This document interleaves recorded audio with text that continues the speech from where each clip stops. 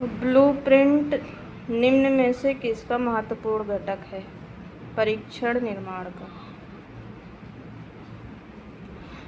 किसी दूसरी वस्तु की अपेक्षा एक वस्तु पर चेतना का केंद्रीकरण अवधान है, यह कथन किसने कहा था? डम्बेल का है।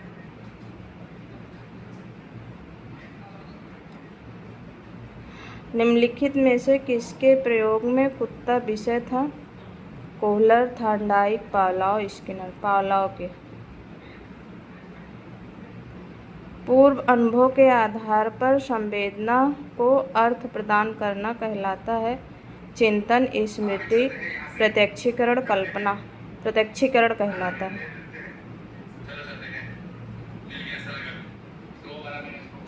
शारीरिक विकार का एक प्रमुख नियम निम्न में से कौन सा है?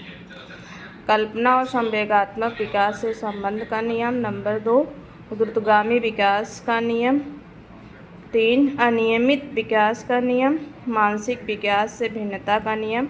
इसका सही आंसर हो जाएगा द्रुतगामी विकास का नियम। विकास की पूर्व संक्रियात्मक अवस्था निम्न में से किसने दिया था? पियाजे ने दिया था।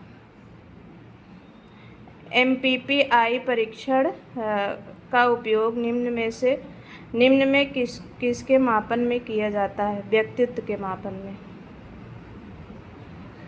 अधिगम हेतु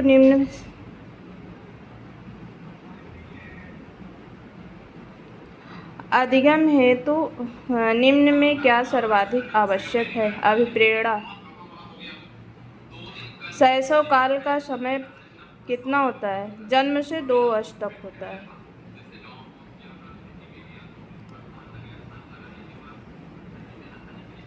सूची फर्स्ट को सूची सेकंड से मिलान करना है। एनिमल इंटेलिजेंस, पुनर्बलन की अनुसूची, सारगर्भिता का नियम, अनुकूलन। यहाँ A3 एनिमल इंटेलिजेंस थॉर्नडाइक ने दिया था। पुनर्बलन की अनुसूची स्किनर ने दिया था। सारगर्भिता का नियम गेस्टाल्ट ने दिया था। अनुकूलन का नियम पियाजे ने दिया था।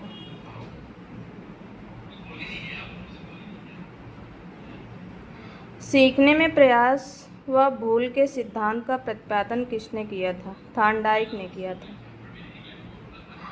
औसत बुद्धि वाले बालकों का बुद्धि लब्धि स्तर कितना होता है? 90 से 109 होता है। निम्न में से कौन तरल क्रिस्टलीय बुद्धि के प्रतिमान के प्रतिपादक थे?